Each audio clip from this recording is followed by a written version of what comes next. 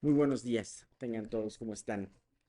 Les pediría de favor que sus celulares pudieran ponerlos en modo silencio para ahorita lo ponemos en minuto.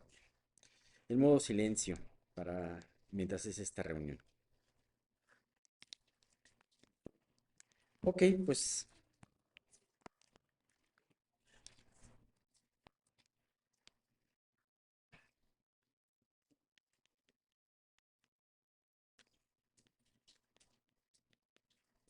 perfecto.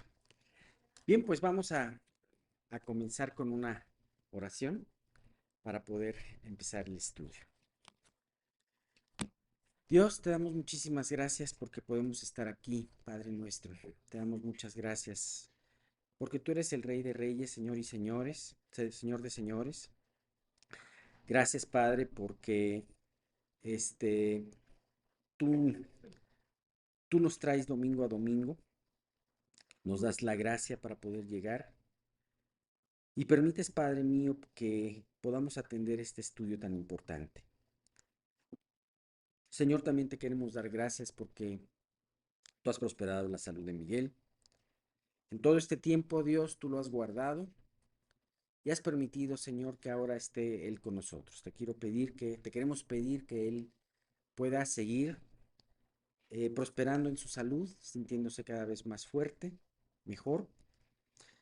Y Padre, pues tú sigue guiando las decisiones y los pasos que hemos de seguir como iglesia. Sobre todo, Señor, que en todo te podamos glorificar.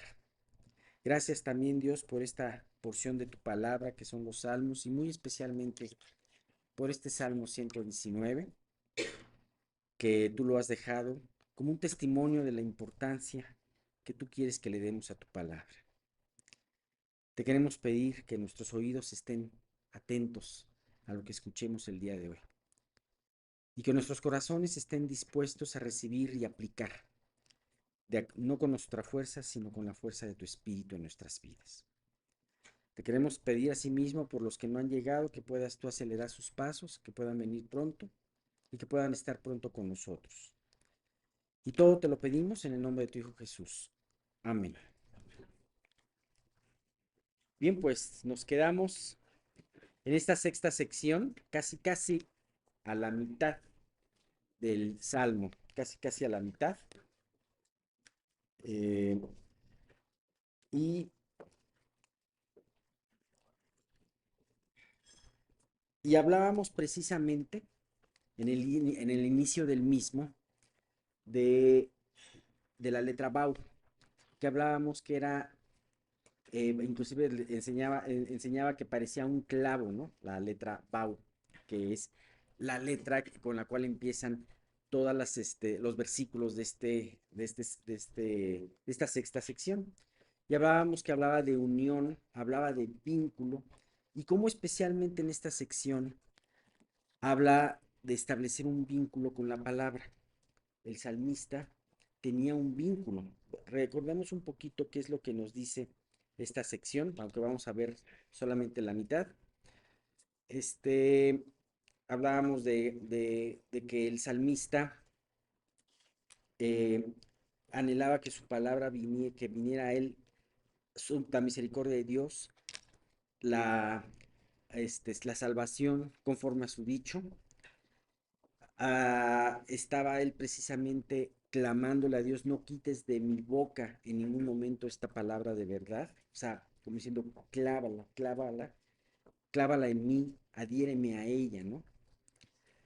Y llega precisamente antes, esta parte no la vimos, pero dice casi a la mitad de la sección, guardaré tu ley siempre, para siempre y eternamente.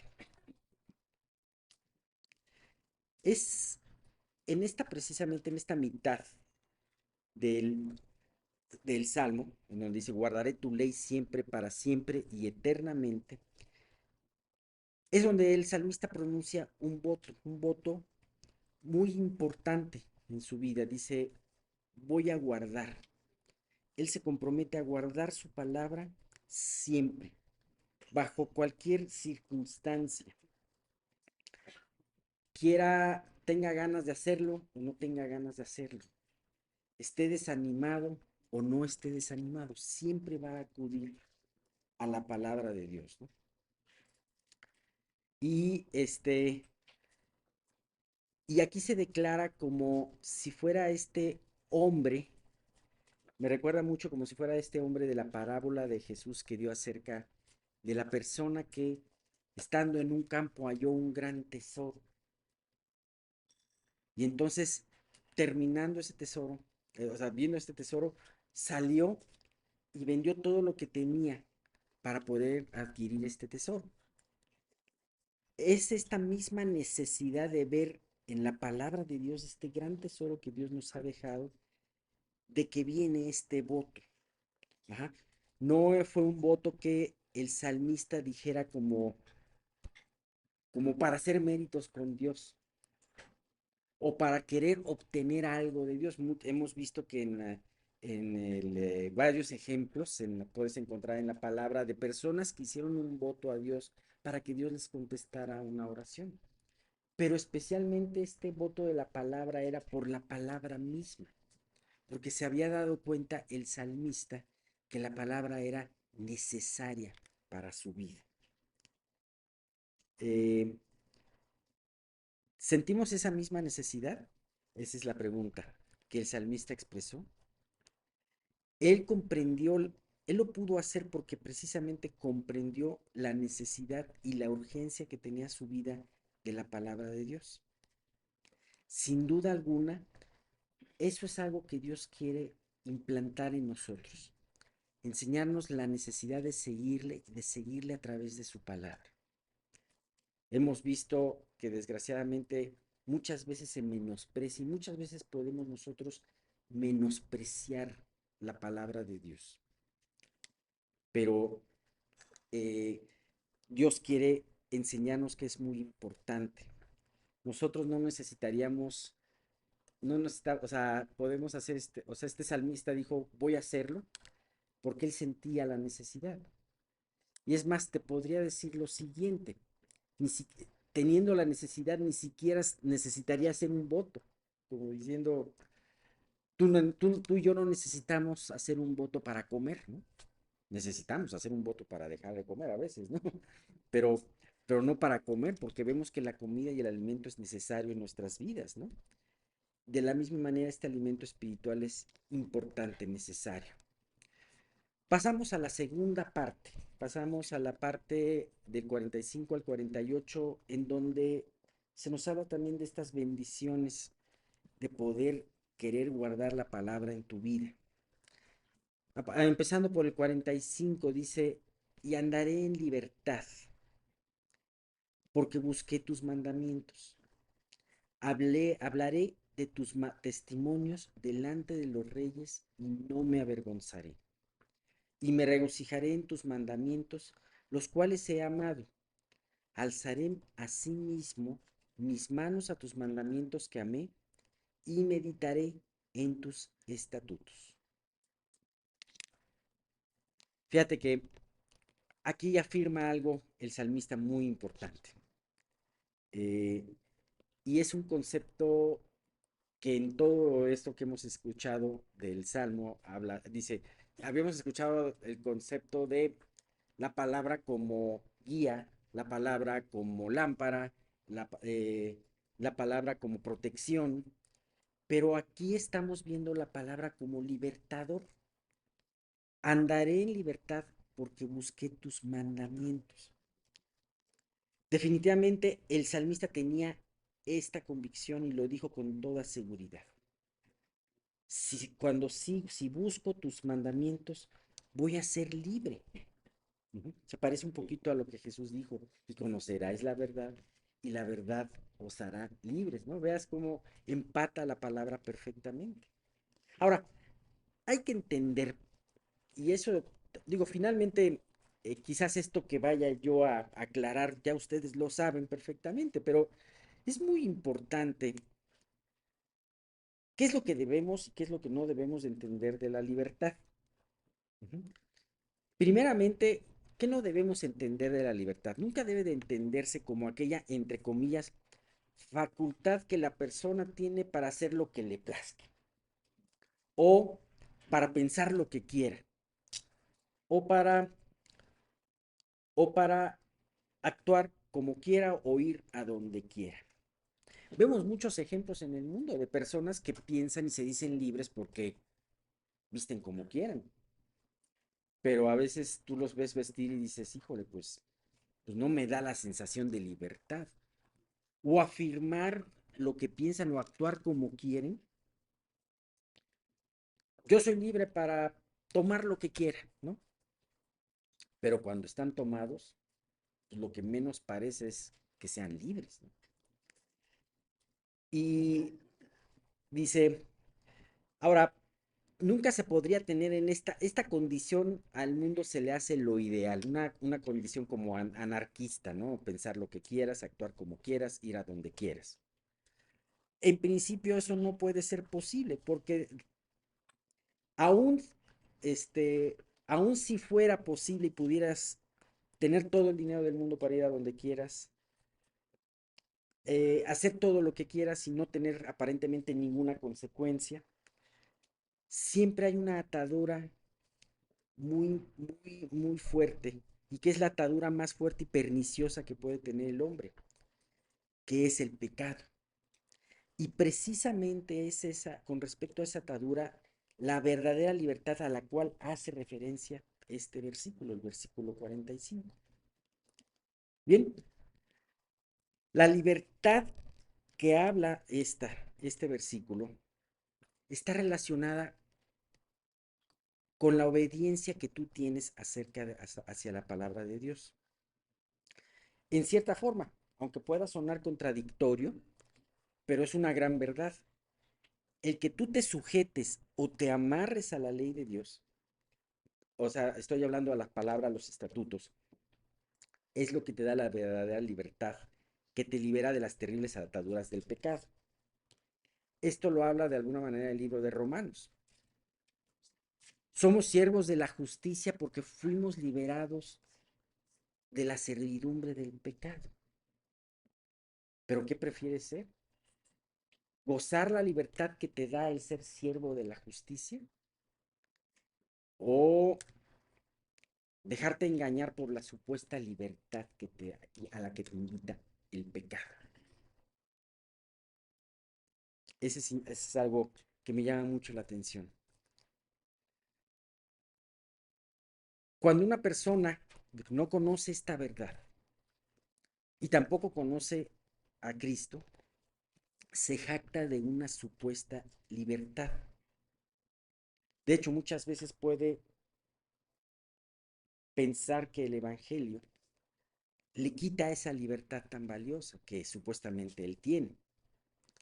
Muchas veces esta libertad en la cual las personas dicen decir tener, es una vida que no tiene límites o reglas, o que no se le da cuentas a nadie. ¿Cuántas personas dicen, yo no le doy cuentas a nadie? Soy libre, ¿no? Sin embargo, muchas veces no se dan cuenta que tienen una atadura, como lo hemos comentado, terrible, de esclavitud, hundidos en su orgullo, en su ceguera, y no dándose que no se pueden salir del pecado, del camino del pecado al que están ellos, ¿no? Por ejemplo, ¿cuántos borrachos no dicen que ellos pueden dejar de beber cuando se lo propongan, ¿no? Verdaderamente, de todos los que tienen problemas con alcohol, solamente un número reducido son aquellos que reconocen que no pueden con esto, o con el cigarro, o con la droga, o con cualquier otra cosa. Es un número reducido los que reconocen, dice, yo no puedo, necesito ayuda. No puedo quitar, no tengo la llave de mis esposas. Ajá. Otro ejemplo, ¿cuántas personas no se lamentan de las heridas que tienen debido a las malas decisiones que han tomado por esa esclavitud en la que viven, por esa forma de pensar y por esa forma de actuar? Donde naturalmente a través de muchas mentiras, a través del orgullo, a través han lastimado a ellos mismos y han lastimado a otros. Y cuando escuchan en alguna ocasión el mensaje de la verdad, dicen, no, eso no es para mí. Ujú. Oye, aquí están las llaves de tu esposa, o tus esposas. No, no, no, esas seguramente no le quedan. ¿No quieres probar? No, no, no, seguramente no quedan. Por esta causa, el salmista nos recalca que él, al obedecer la palabra, anda en libertad. Esa libertad que nos lleva a dejar de hacer lo que antes aborrecíamos, porque muchas veces en esa esclavitud que te da el pecado, aborreces hacer lo que estás haciendo, pero no lo puedes dejar de hacer. La verdadera libertad y el poder de Dios al ser su siervo es que puedes dejar de hacer aquello que aborrecías. Esa libertad que nos lleva a deleitarnos cada día en la presencia de Cristo en nuestras vidas. Esa libertad que además nos permite estar gozosos por encima de nuestras circunstancias, por encima de los tiempos de aflicción, por encima de los tiempos de estrechez. Y no solamente estamos así, sino que además esa libertad que nos permite poder alentar a otros que están pasando por tiempos difíciles. Fíjate que cuando estaba preparando este estudio me vino a la mente el ejemplo de Pablo. Vamos a leerlo. Pablo era un hombre libre, verdaderamente, salud. Era un hombre que su esperanza estaba en Cristo y en su palabra, y era libre. Y vamos a ver dos ejemplos. Bueno, este, me llama mucho la atención a veces eso que muchas veces he comentado cuando está preso con Silas ahí en Filipos, ¿no? Y estaban en el lugar más recóndito de la cárcel y estaba en el cepo, ¿no? Tenían sus pies en el cepo, lastimados, pero empezaron a orar y a cantar himnos. Imagínate cantando ese mismo himno que estábamos cantando ahorita, el de obedecer, en la mazmorra, ¿no? Y los presos lo oían, tembló y se soltaron las, los grilletes, ¿no? Y vamos a ver ese otro ejemplo que me gusta mucho, Hechos 27, 20 a 25, ya está al final de Hechos. De hecho, en esta parte de la palabra es cuando Pablo va rumbo a Roma y la calidad de Pablo en este tiempo es una calidad en donde no tenía libertad, era preso. Y no apareciendo ni sol, les vamos a hablar exactamente de la parte del naufragio, dice, y no apareciendo ni sol ni estrellas, por muchos días, y acosados por una tempestad no pequeña, ya habíamos perdido toda esperanza de salvarnos. Entonces Pablo, como hacía ya mucho tiempo que no comíamos, puesto en pie en medio de ellos, dijo, habría sido por cierto conveniente, oh varones, haberme oído y no zarpar de Creta tan solo para recibir este perjuicio y pérdida. Pero ahora os exhorto a tener un buen ánimo, pues no habrá ninguna pérdida de vida entre vosotros, sino solamente de la nave. Porque esta noche ha estado conmigo el ángel de Dios, de quien soy y a quien sirvo, diciendo, Pablo, no temas, es necesario que comparezcas ante César. Y he aquí, Dios te ha concedido todos los que navegan contigo. Por tanto, oh varones, tened buen ánimo, porque yo confío en Dios, que será así como se ha dicho. A mí me encanta esta parte, porque aquí vemos a un Pablo preso, y muchos de los que lo oían eran supuestamente libres, ¿no? El centurión, los soldados, los marineros, pero Pablo tenía esperanza, los otros no, estaban desesperanzados. ¿Quién era más libre? Verdaderamente, Pablo era más libre, porque Pablo servía al Señor y el Señor le había declarado una palabra y le había dicho, vas a salvarte, van a salvarse. La única pérdida va a ser, imagínate un Pablo diciendo, quejándose, diciendo, es que parece increíble, sirvo al Señor y me tiene en esta situación con mis grilletes, ¿no? ¿Cuántas veces no hacemos nosotros lo mismo? ¿Que Dios no tiene cuidado de mi vida si lo estoy sirviendo? Eh, ¿Por qué permitió esta situación? ¿O por qué permitió esta prueba? ¿Sabes? Nos apanicamos y nos metemos las manos otra vez en los grillos, ¿no? Y muchas veces lo que tenemos que hacer es meditar en la palabra. Hay salmos maravillosos. A mí me gusta mucho meditar en el Salmo 34. Es uno de mis salmos preferidos, de hecho. Y a mí me llama la atención cómo Dios puede cambiar esta situación aún en tu vida cuando empiezas a ver las circunstancias y te empiezas a anclar por las circunstancias y empiezas a ver al Señor. Y entonces Pablo le habló el Señor, le dio esperanza, le dio una promesa que fuera como una llave invisible. Y entonces él pudo darle, no solamente era una esperanza para él, sino también pudo darle esperanza a los otros. Los otros no tenían grilletes, pero Pablo era más libre, ¿no? Siguiente versículo tiene mucha relación con la libertad. El versículo 46 dice, hablaré de tus testimonios delante de los reyes y no me avergonzaré. Me imagino que si este salmo lo hubiera escrito, lo escribió Esdras, que hay una gran posibilidad que sí lo haya escrito el Esdras. Yo me imagino pensando probablemente en el rey en el rey de Persia, diciendo, yo pude darle y manifestarle mis necesidades con respecto a Jerusalén y no me avergoncé. Pude dar testimonio de que esto era lo más importante para mí y no me avergoncé. Esta libertad de la que habló el versículo 45 es la misma libertad que te permite hablarle a alguien que puede estar en eminencia con respecto a su vida. Y podemos citar para este ejemplo también el ejemplo de Pablo, en el libro de Hechos, un poquito antes. Hechos 26, capítulo 26, versículos 24 a 29. Cuando él está exponiendo su caso delante del rey Agripa.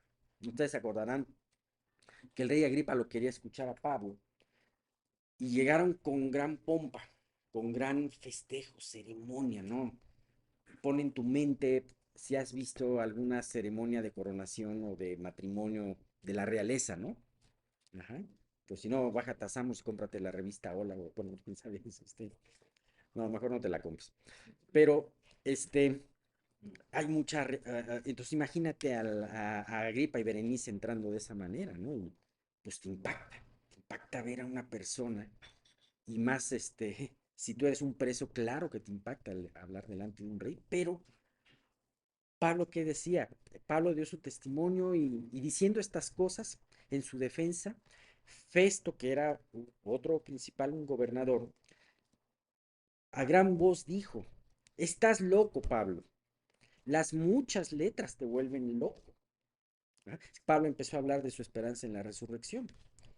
Y para tanto griegos, para romanos era una locura pensar en la resurrección. Por eso Festo le dijo, estás loco, Pablo, las muchas letras te vuelven loco. Mas él dijo, no estoy loco, excelentísimo Festo, sino que hablo palabras de verdad y de cordura, pues el rey sabe estas cosas delante de quien también hablo con toda confianza, porque no pienso que ignora nada de esto, pues no se ha hecho esto en algún rincón. ¿Crees, oh rey Agripa, a los profetas? Yo sé que crees. Entonces Agripa dijo a Pablo, por poco me persuades a ser cristiano. Y Pablo dijo, quisiera Dios que por poco o por mucho, no solamente tú, sino también todos los que hoy me oyen fueseis hechos tales cuál soy yo, excepto estas cadenas. Pablo una vez encadenado, pero teniendo esa libertad que le daba el denuedo para poder hablar con toda confianza delante de gente que estaba en eminencia. Pablo cumplió a cabalidad este aspecto de la libertad que le dio esa seguridad y ese meditar en la palabra de Dios. Aunque tenía cadenas, él era libre. Ahora, probablemente tú y yo nunca enfrentemos esa situación de hablar delante de un rey, delante de un gobernador. Probablemente no tengamos esa oportunidad, probablemente sí.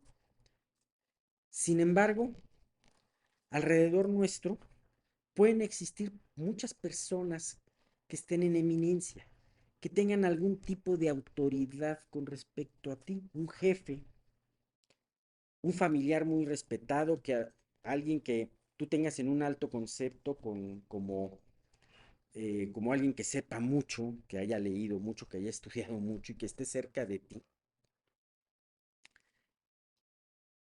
No sé, algún profesor. Medita y obedece la palabra. El Espíritu Santo te dará de nuevo para hablar en el momento adecuado. No temas, no te dejes impresionar por la persona. Ten en cuenta que tú tienes algo muy importante. La palabra de Dios es verdad y te hace libres. La verdad nos hace libres. Por último, 47 y 48. Y me regocijaré en tus mandamientos, los cuales he amado.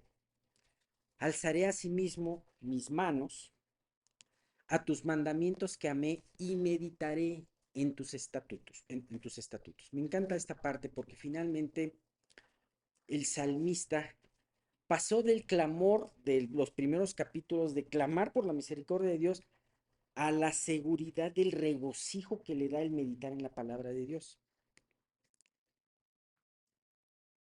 La palabra de Dios le ha dado salvación, esperanza, libertad, valor y gozo. Un punto muy importante es que hay que seguir viendo que todo esto es por la relación que él tenía a la palabra de Dios. Era la relación de obediencia. Él era libre porque obedecía a la palabra de Dios. Él podía tener ese gozo porque el obedecer la palabra de Dios te da gozo. Y no solamente había decidido obedecer una sola vez, sino era algo de continuos. Obedecía y seguía obedeciendo. Y de alguna manera, este, uh, dice, este salmista a la mitad del... muchas gracias. Muchas gracias.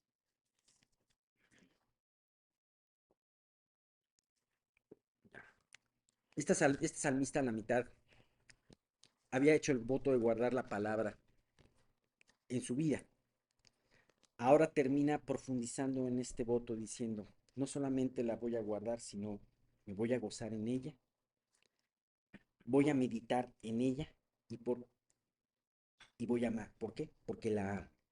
Porque he comprendido lo importante que es la palabra para mi vida. Él comprendía perfectamente lo que decía el Salmo 27:4. Cuando David le dijo a Dios, una cosa he demandado de Jehová, esta buscaré, que esté yo en la casa de Jehová todos los días de mi vida, para contemplar la hermosura de Jehová y para inquirir en su templo. Así que cada uno de nosotros tenemos que tomar decisiones muy importantes con respecto a nuestra relación con la palabra de Dios. ¿Por qué hablo específicamente? Porque este libro nos ha estado hablando acerca de nuestra relación con la palabra de Dios. Hemos visto que la palabra de Dios es muy importante para relacionarnos con Él mismo, porque ahí Dios nos expresa su voluntad y su plan de redención. Es muy triste que en la iglesia del Señor, en general, la Biblia cada vez tiende a tener menor valor. Cada vez hay más libros y menos Biblia. Cada vez hay más ideas del mundo y menos Biblia. La doctrina en muchos lugares se ha contaminado mucho y se ha sustituido por cosas que no tienen valor. Sin embargo, lo más importante no es hablar de la iglesia en general, sino lo más importante es ver cómo está la palabra a nivel personal en tu vida. Medita, medita en este punto. ¿Qué tanto acercamiento tienes a esa palabra de Dios? ¿La has descuidado?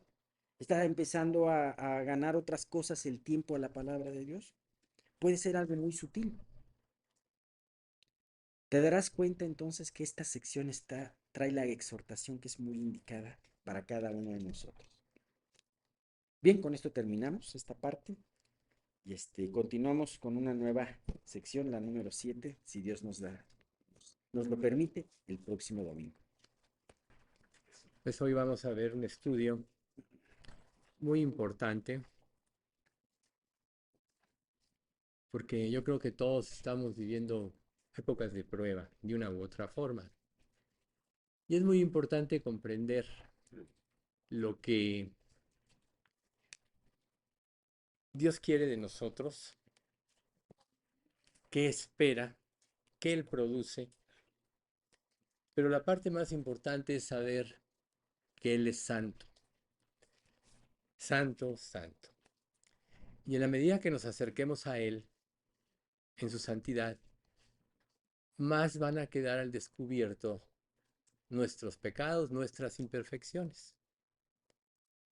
Y si nosotros no nos acercamos a Él, y pues todo este Salmo 119 hemos aprendido y aprenderemos muchas otras cosas que habla de la palabra de Dios. Pero si no nos acercamos a Él, vamos a crear nuestra propia doctrina. Hace rato hablaba yo con una persona que hace muchos años venía a los estudios y lo poco que pude platicar con él es que él había establecido su propia doctrina, su propia manera de ver las cosas. Y le tuve que decir que aquí no había nada para él. Y a veces es triste ver cómo a veces la luz del Evangelio nos alumbra. De momento puede impactar nuestras vidas, pero vamos a tener nosotros que enfrentarnos a nosotros mismos.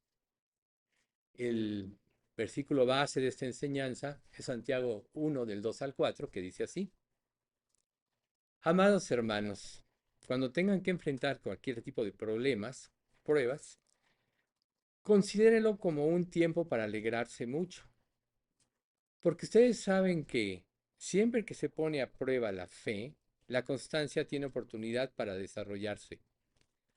Así que dejen que crezca, pues una vez que su constancia se haya desarrollado plenamente, serán perfectos y completos y no les faltará nada.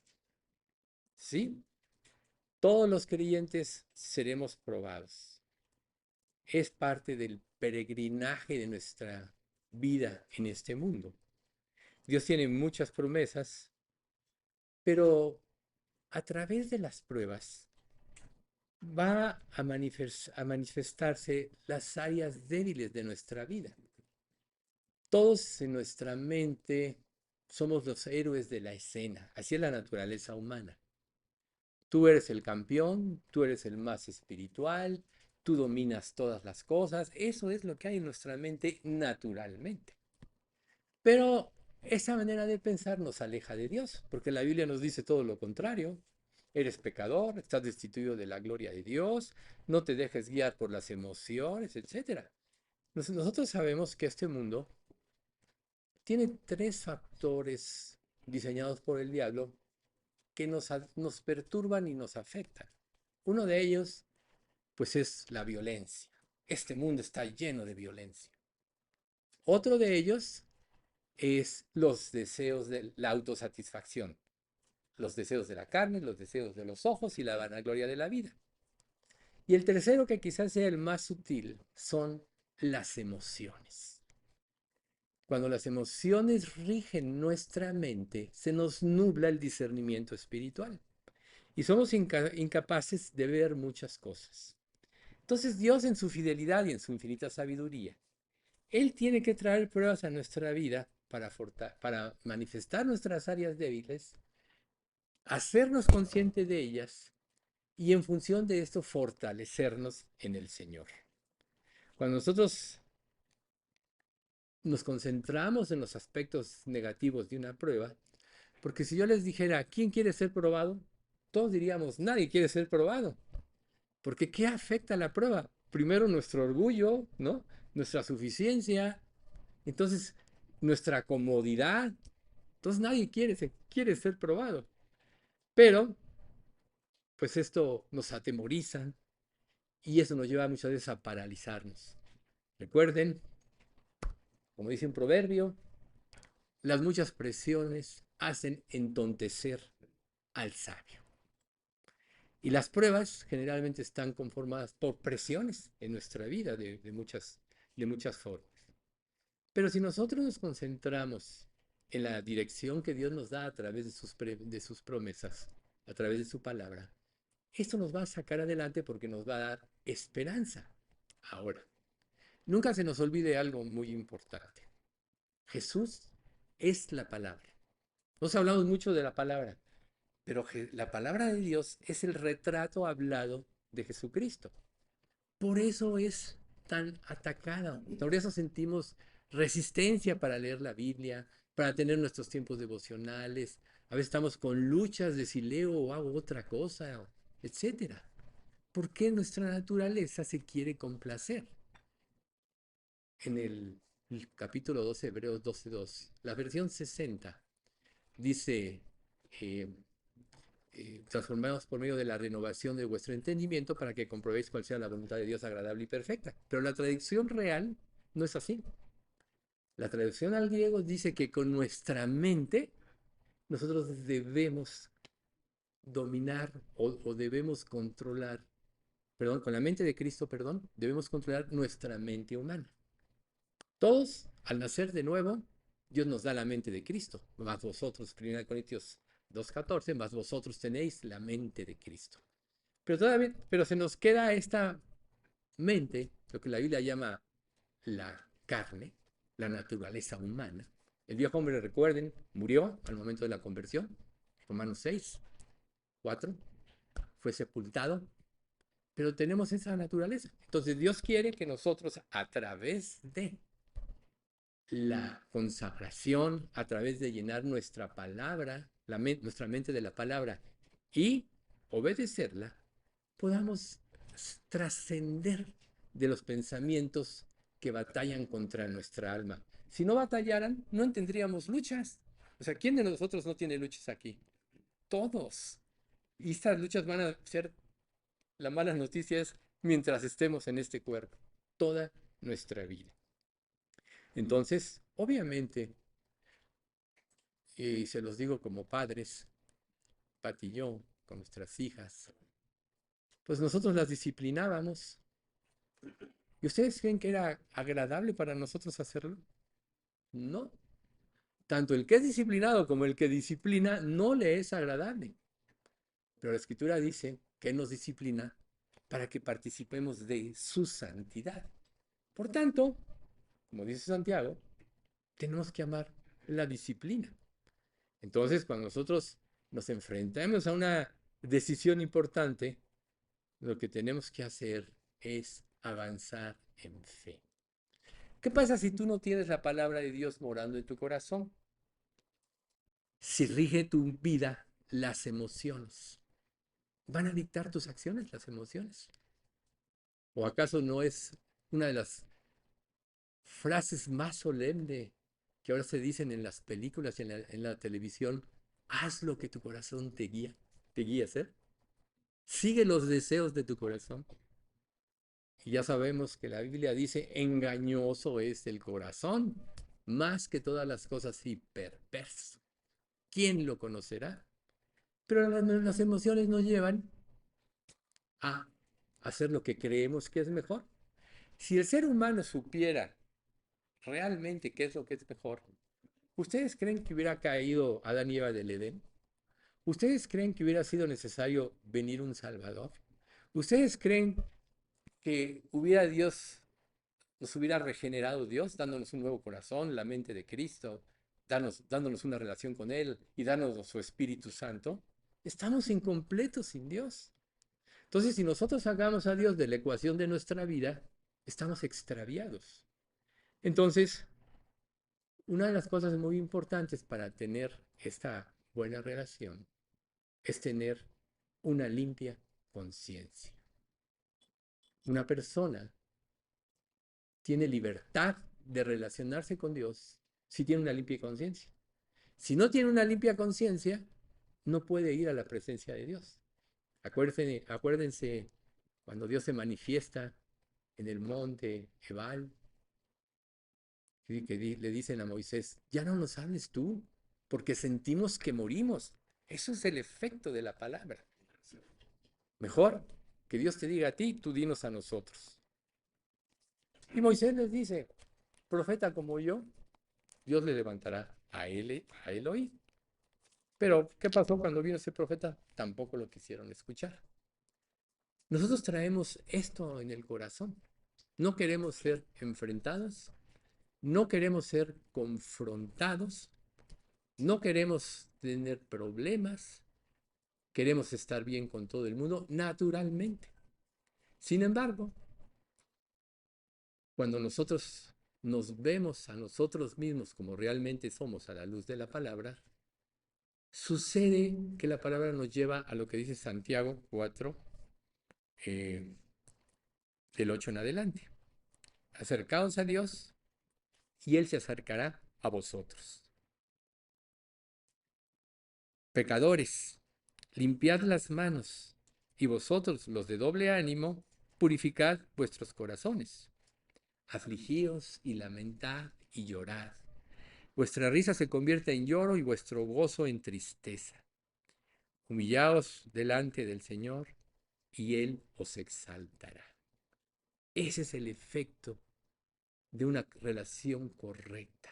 Como decíamos al principio del estudio, mientras más te acerques a la santidad de Dios, más va a quedar al descubierto lo que tú realmente eres. Y toda esa supuesta alegría y todo se va a convertir en pesar y en tristeza. ¿Pero por qué Dios la trae? Porque quiere liberarnos de la esclavitud del pecado. Quiere liberarnos de las emociones. ¿Qué es lo más importante para una vida? Pues nuestras relaciones, nuestra familia. ¿Y qué dice Jesús? Jesús dice, si alguno viene a mí y no aborrece a su padre y madre, hermanos, hermanas, esposa e hijos, y aún también su propia vida, no puede ser mi discípulo. Y no es que ese aborrecimiento sea como un odio a las personas que amamos, sino que en comparación a nuestra relación con Dios y al amor que le debemos de profesar, sea como un aborrecimiento. O sea, primero es Dios. ¿Por qué? ¿Es Dios egoísta al decir que primero es Él? ¿Amarás al Señor tu Dios con todo tu corazón, mente, cuerpo y alma? ¿Tú crees que es egoísta? No. Es porque a través de Él viene lo perfecto. Fuera de Él se manifiesta lo imperfecto. Entonces, fe es lo que Dios quiere producir. La constancia, como dice Santiago. Jesús dijo en Mateo 21, 21, 22. Entonces Jesús le dijo, esta es la versión NTV. Les digo la verdad, si tienen fe y no dudan, pueden hacer cosas como esa y muchas más. Hasta pueden decirle a nuestra montaña, levántate y échate al mar y sucederá. Ustedes pueden orar por cualquier cosa y si tienen fe, la recibirán. ¿Incluye esto nuestros deseos engañosos? ¿Nuestras motivaciones incorrectas? No. Orar por cualquier cosa es orar conforme a la voluntad de Dios, porque es buena, es agradable, es imperfecta. Orar por nuestros deseos es incorrecto, porque si Dios los satisfaciera, ¿saben qué haría? Nos llenaríamos de orgullo y quitaríamos los ojos de Él. Mucha gente se acerca a Cristo equivocadamente porque piensa que va a obtener beneficios, pero en realidad, como dice Santiago, afligíos y lamentad. Cuando te das cuenta de lo que realmente eres, entonces vas a Dios y te humillas. Los problemas en la vida no tienen que privarnos de tener victoria. Como decíamos hace rato, ¿no? Las muchas presiones hacen entontecer al sabio. Sí van a existir, sí existen y existirán, pero tenemos que darle el enfoque correcto. Eso nos lo dice Romanos 8, 28, 31, 32 al 30 y 35. Y sabemos que Dios hace todas las cosas, que todas las cosas cooperen para el bien de quienes lo aman y son llamados según el propósito que Él tiene para ellos. ¿Cuál es ese propósito? Darle gloria. ¿Qué podemos decir acerca de cosas tan maravillosas como estas? Si Dios está a favor de nosotros, ¿quién podrá ponerse en nuestra contra? O sea, Dios es soberano, es el creador de todo el universo, Él gobierna la creación, Él usa el mal para cumplir sus propósitos, Él no produce el mal. ¿Acaso hay algo, acaso hay algo que pueda separarnos del amor de Cristo? ¿Será que Él no nos ama si tenemos problemas o aflicciones? Si somos perseguidos o pasamos hambre o estamos en la miseria o en peligro o bajo amenaza de muerte. O sea, Dios va a cambiar. Dios va a cambiar porque nos equivocamos. Recuerden una cosa muy importante. Dios es un juez justo y cuando Él actúa antes de su juicio está su misericordia. Hoy vivimos el tiempo de la misericordia de Dios y mucha gente la rechaza, la tiene en poco, pero su misericordia es lo único que nos puede salvar y liberar y llevarnos a Cristo.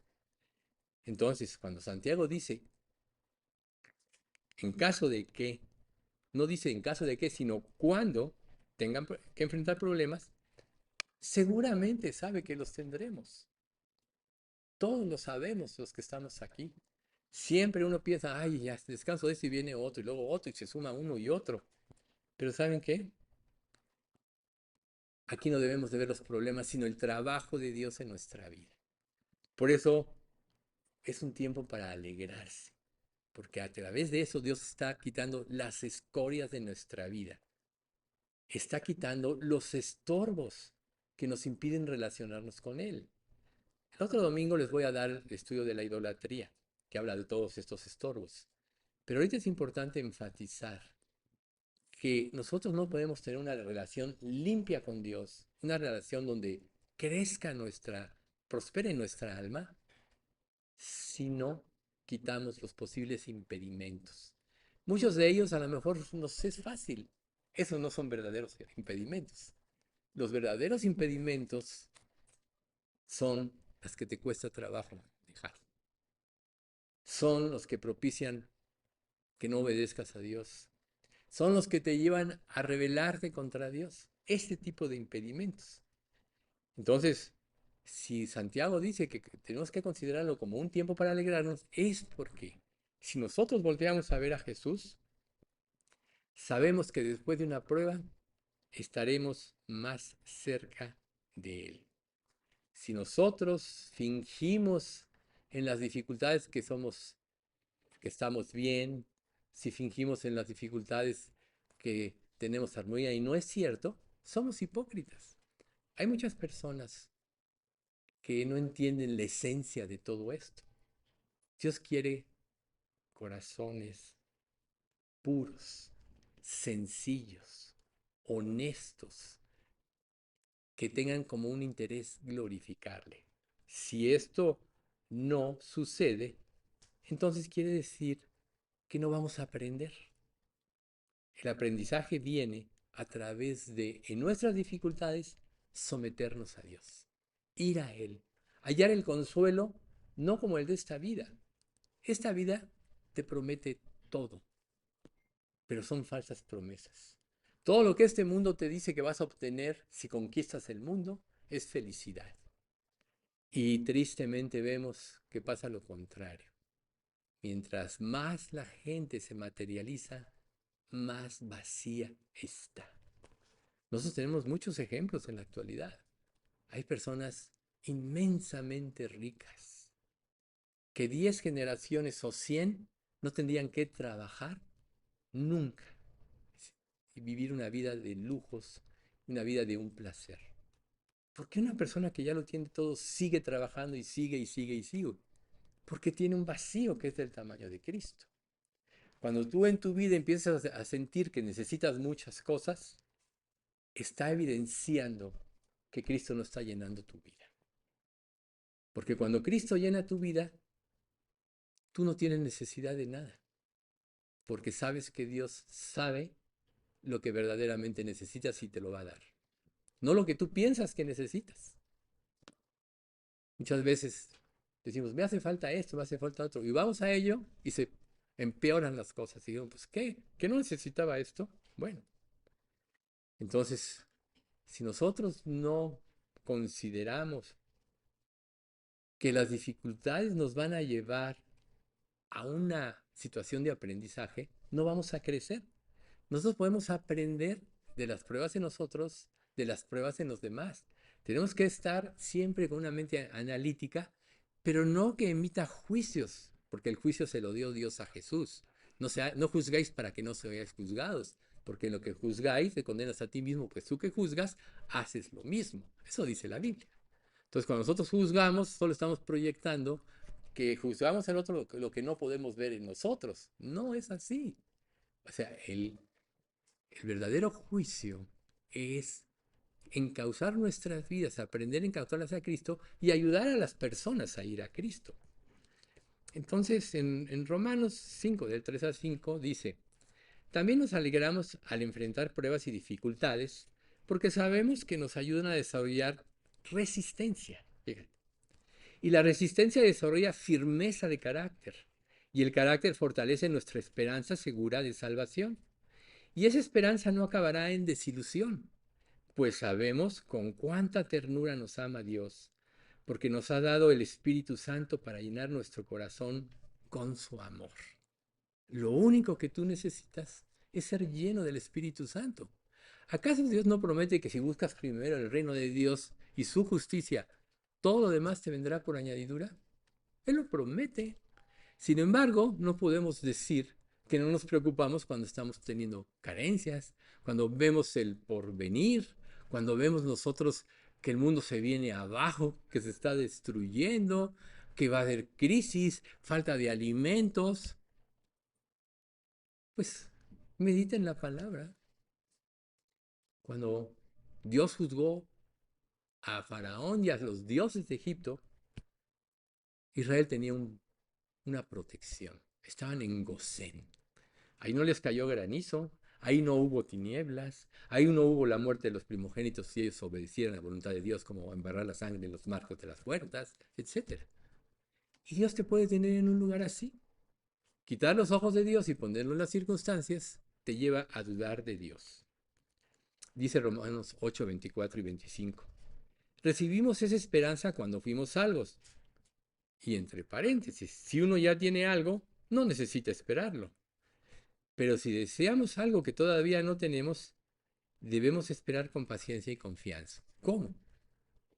Exponérselo a Dios, ¿no? Por nada estéis afanosos, sean conocidas vuestras peticiones delante de Dios en toda oración y ruego con acción de gracias. Y la paz de Dios, que sobrepasa todo entendimiento, guardará vuestros pensamientos y vuestros corazones en Cristo Jesús. Si tú encauzas las pruebas, tus problemas en Cristo, vas a tener paz. ¿O acaso no es lo primero que perdemos cuando pecamos? Cuando tomamos nuestra vida en nuestras manos o cuando no tenemos esperanza de que Dios tiene el control de todo, perdemos la paz. Viene la inseguridad y la inseguridad nos lleva a tomar nuestra vida en nuestras manos. Cuando Israel manda a los 12 espías a ver la tierra, no los manda para que ellos determinaran si era conveniente entrar o no. Solo les dijo, vayan y vean los frutos que hay y el camino que tenemos que seguir. Y 10 de los 12, según sabemos, fracasaron, perdieron la visión. Ellos solo iban a ver la ruta, la mejor ruta que tomar. Iban a tener una muestra de la riqueza de la tierra, como los racimos de uva que cargaban entre dos. Pero ellos quitaron los ojos de Dios, vieron las circunstancias y temieron y tomaron su vida en sus manos. Cuando viene Jesús caminando sobre el mar y todos creen que es un fantasma, les dice, no temáis, yo soy. Si eres tú, dice Pedro, que vaya a ti ordena. Y caminó sobre las aguas contra toda lógica. Pero cuando ve el mar en tempestad y el viento se empieza a hundir, esa es ver las circunstancias. Entonces Jesús extiende su mano y le dice, hombre de poca fe, ¿por qué dudaste?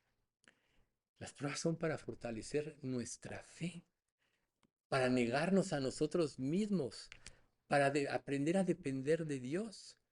¿Qué pasa cuando tú tienes en tus manos la capacidad de solucionar los problemas? ¿Dependes de Dios? No. Naturalmente lo haces.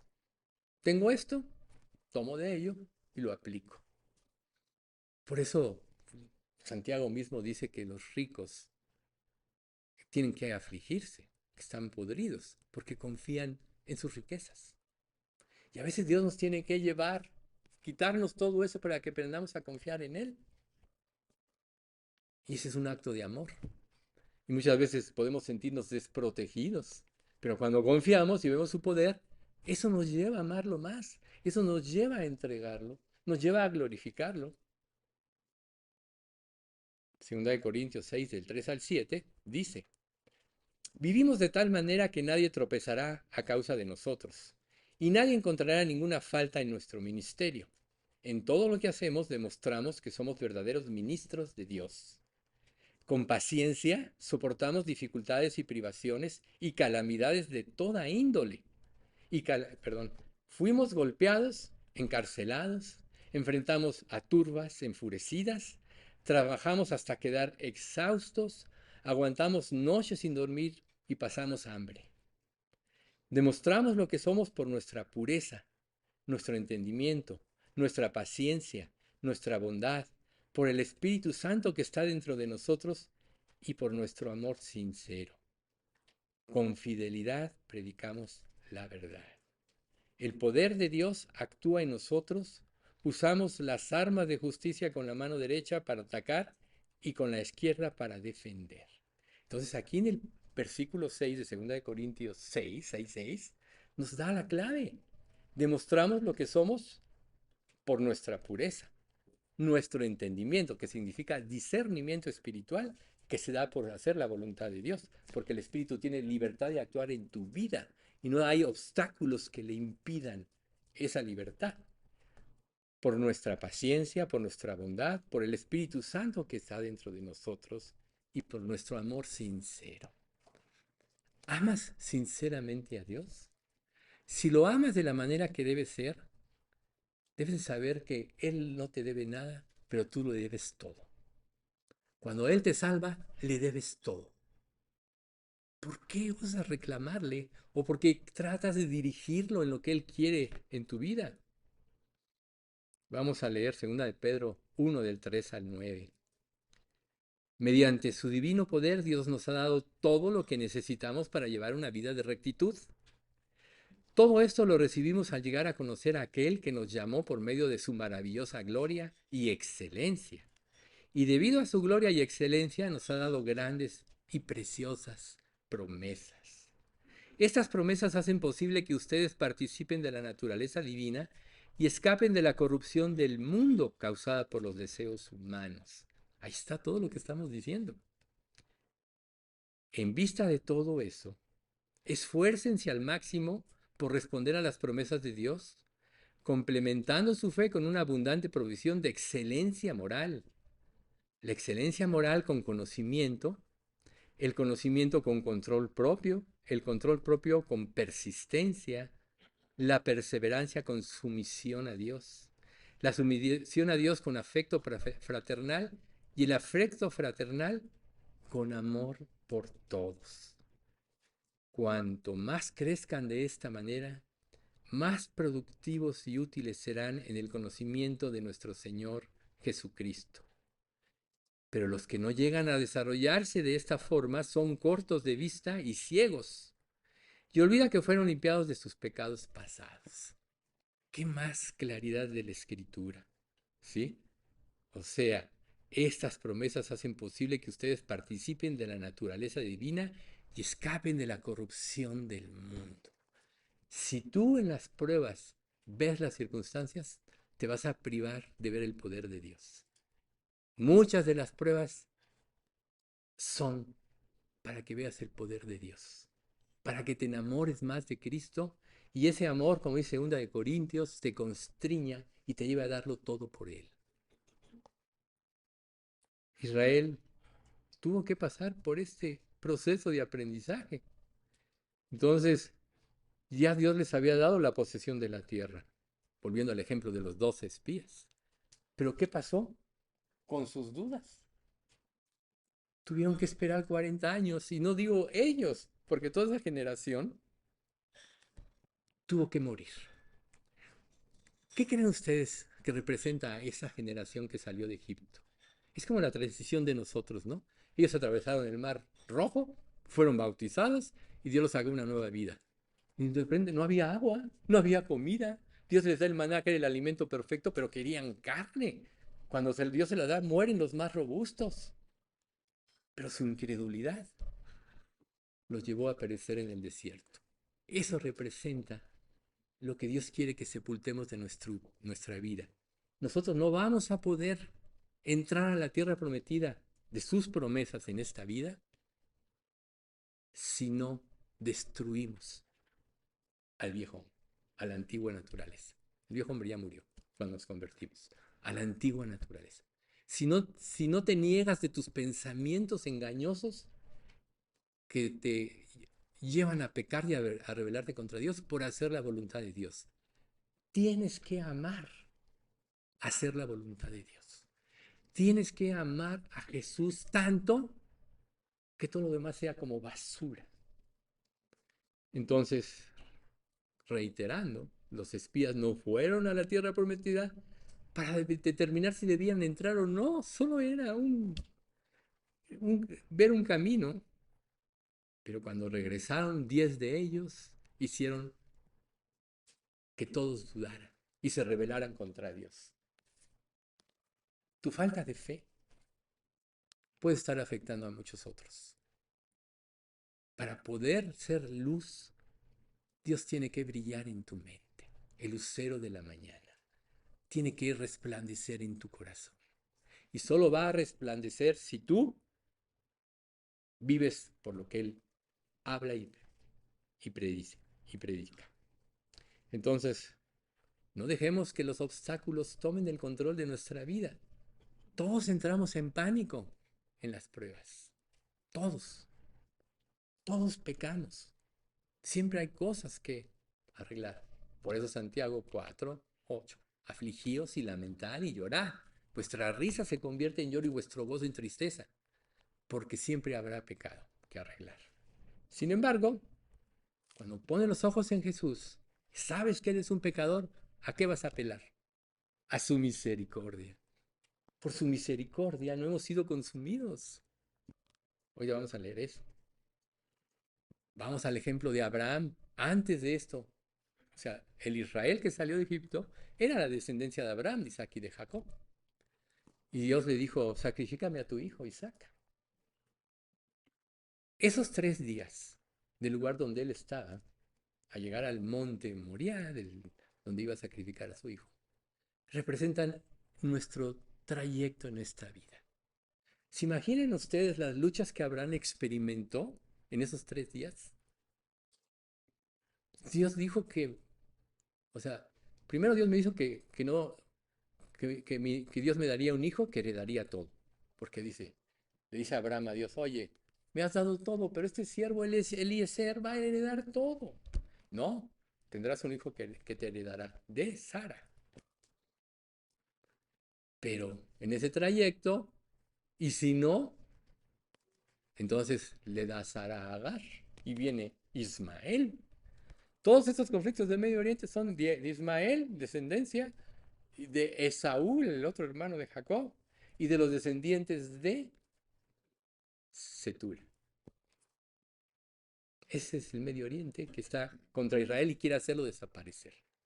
Sin embargo, Abraham, en ese trayecto, usó la escritura y las promesas de Dios. Y Hebreos 11 dice que Abraham estuvo dispuesto a sacrificar a su hijo, porque creyó que Dios podía levantarlo de los muertos. O sea, no dudó de su promesa. ¿Cuándo tomamos nuestra vida en nuestras manos? Cuando dudamos de sus promesas, cuando dudamos de su fidelidad, cuando dudamos de su provisión. Y es como si nos estuviéramos poniendo un cuchillo en el corazón, porque la duda te impide confiar en Dios. Y entonces caes como Israel en tomar tu vida en tus manos. Por eso Dios quiere. Y ese pasaje lo conocemos, pero en la versión NTV me gusta mucho. Si nos examináramos a nosotros mismos, Dios no nos juzgaría de esa manera. Sin embargo, cuando el Señor nos juzga, nos está disciplinando para que no seamos condenados junto con el mundo. Ahí está. Las pruebas son disciplina, que quiere decir equipamiento. Tú dirás, oye, pero sí, yo sé que todos pecamos, pero ¿y si no? Por ejemplo, ponte a pensar en Job. Dios da testimonio en el capítulo 1 de que él era un hombre justo. Imagínate, Dios diciendo, este siervo es justo. Dios ahí lo puso en lo más alto. ¿Por qué Dios permitió esto en Job?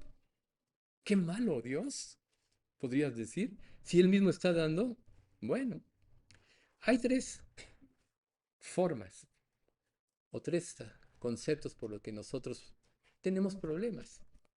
Por la desobediencia, por tomar nuestra vida en nuestras manos, por la consecuencia del pecado de otro.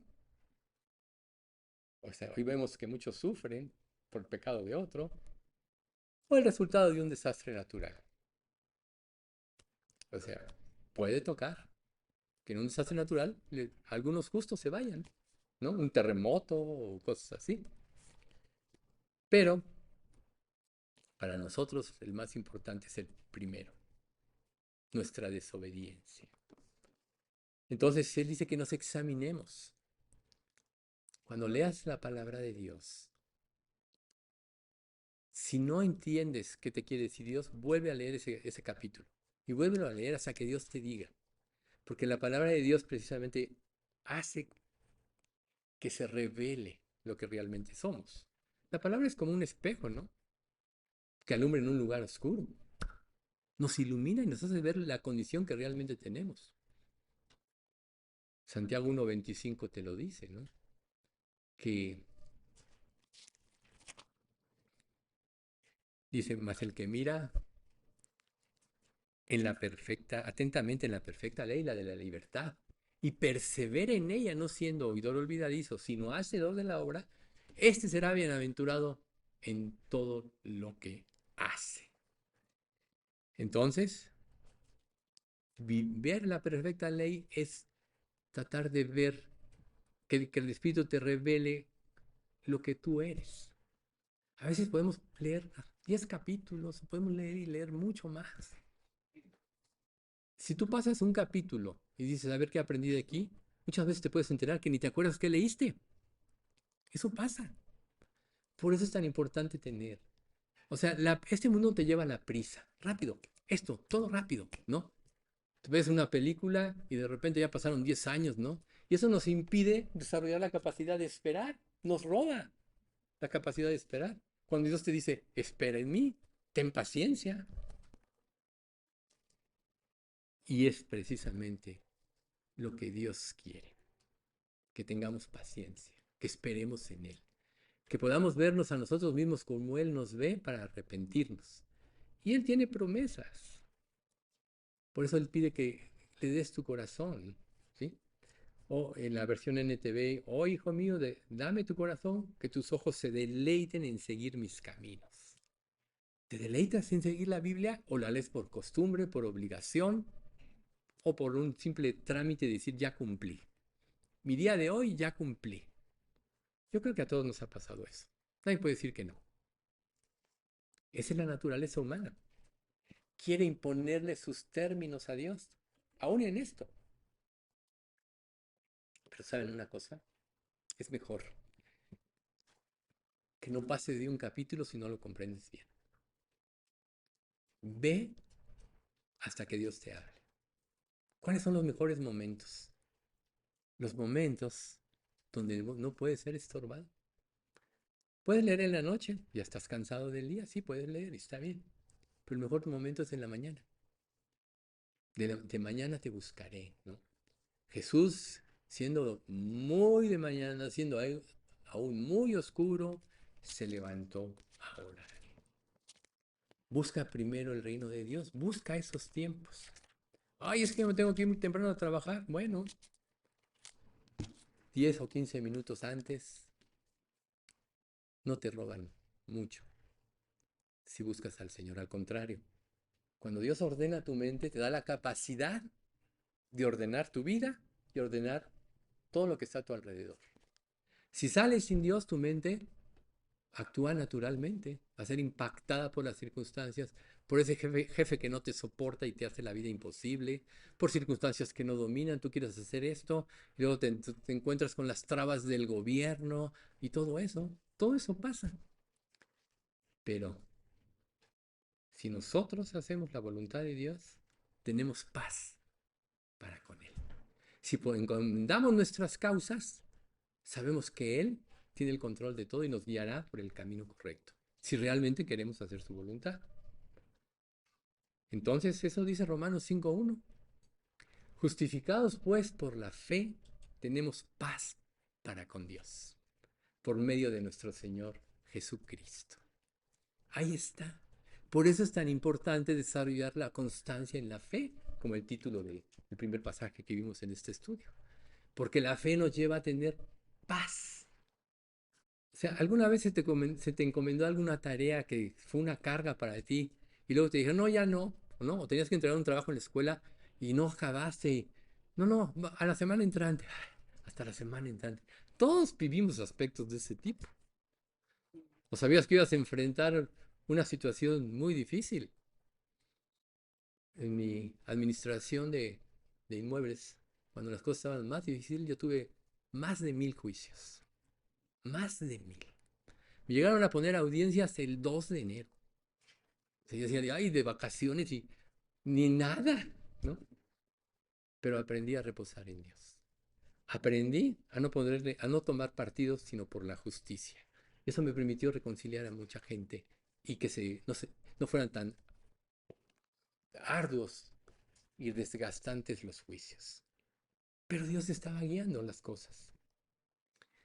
Cuando los enemigos del hombre son agradables a Jehová, aún a sus enemigos hace estar en paz. Los caminos, hace estar en paz con Dios. Ahí está. Entonces, el Espíritu Santo nos guiará a ver todas las áreas de nuestra vida que debemos cambiar. Eso es lo que tenemos que buscar prioritariamente en nuestra vida. Porque si no cambias, no puedes tener esa comunión que Dios quiere que tengas. El resultado de hacer algo mal debe de llevarte con Dios. Si no vas con Dios, entonces te vas a culpar. Qué tonto soy, ya caí en esto, eres un estúpido, te puedes decir a ti mismo. Recuerden que la palabra estúpido es una persona que no discierne entre el bien y el mal, por cierto. ¿Sí? Te lo puedes decir a ti mismo. Otra vez en esto, caíste otra vez en esto. Yo me decía, caíste otra vez en esto, Miguelito. Me quería algo, ¿verdad? No. O sea, tú tienes que analizar primero e ir con Dios y apelar a su misericordia. La culpa sin misericordia te lleva a alejarte de Dios. Grábatelo. La culpa sin misericordia te lleva a alejarte de Dios, a esconderte. Ya no queremos que nos hable Dios porque sentimos que morimos. Pero cuando está la misericordia, gracias a Dios porque Jesús ya pagó por mí. Tú ya me sellaste, ya soy tu hijo. Tu misericordia estará por delante de mí. Apelo a tu misericordia. Cambia mi mente, cambia mi corazón. Dame fuerza en esta debilidad. Hazme ver la realidad del pecado. El pecado es lo más destructivo que hay. Y la disciplina nos lleva a frenar el pecado. Y entonces, Hebreos 3, 13, 20, 21, que seguido lo mencionamos, esta es la versión NTV. Y ahora que el Dios de paz, quien levantó de entre los muertos a nuestro Señor Jesús, el gran pastor de las ovejas, y que ratificó un pacto eterno con su sangre, los capacite con todo lo que necesitan para hacer su voluntad. Que Él produzca en ustedes mediante el poder de Jesucristo todo lo bueno que a Él le agrada. A Él sea la gloria por siempre y para siempre. O sea, es el poder de Jesucristo el que nos cambia la mente. Por eso Dios nos dio la mente de Cristo. Pero tenemos que desarrollarla. Si no, Pedro no hubiera dicho, desead como niños recién nacidos la leche espiritual no adulterada para que por ella crezcáis para salvación. Recuerden ustedes que la culpa sin mérito es una de las armas favoritas de Satanás y puede trastornar a cualquier creyente. Pero si tú vas con Dios, ahí está su misericordia. Entonces, si nuestra carga en la vida se nos hace demasiado pesada, recuerden lo que dijo Jesús, Mateo 11:28. Venid a mí todos los que estáis trabajados y cargados, y yo os haré descansar. Llevad mi yugo sobre vosotros y aprended de mí, que soy manso y humilde de corazón, y hallaréis descanso para vuestras almas. Ve a Dios. No te tomes tu vida en tus manos. No te llenes de una culpa que te destruye. Antes bien, ve y confiesa tu pecado. La esperanza a la cual debemos aferrarnos la encontramos en Jeremías 29, 11 al 13. Pues yo sé los planes que tengo para ustedes, dice el Señor. Son planes para lo bueno y no para lo malo, para darles un futuro y una esperanza. En esos días, cuando oren, los escucharé. Si me buscan de todo corazón, podrán encontrarlo. ¿Cómo estás buscando a Dios? ¿Cómo lo estás buscando? ¿Para calmar tu conciencia nada más? ¿Para que te complazca en tus deseos que batallan contra el alma? ¿O para glorificarle? ¿O para que tú sepas que Él es el único que puede administrar y gobernar tu vida? Dice la Biblia, si dudas de esto, que Dios conoce a cada estrella por su nombre de las miles de millones que hay en el universo. Ahora que este nuevo telescopio Hubble, ¿no?, ha descubierto galaxias y muchas otras cosas, tú dices, qué grande es el universo.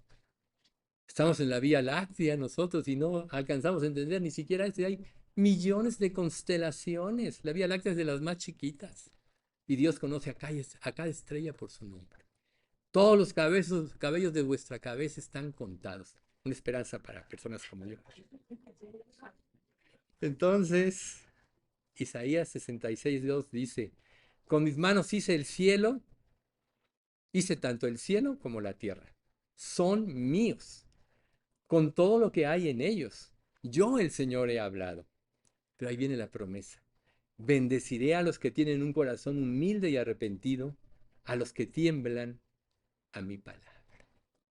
¿Qué es lo que Dios quiere de ti entonces? Te lo dice la misma palabra. Hebreos 4:16, pero en la NTV. Ah, no, aquí es la 60. Así que acerquémonos con toda confianza al trono de la gracia para alcanzar misericordia y hallar gracia para el oportuno socorro. Acércate confiadamente a Dios.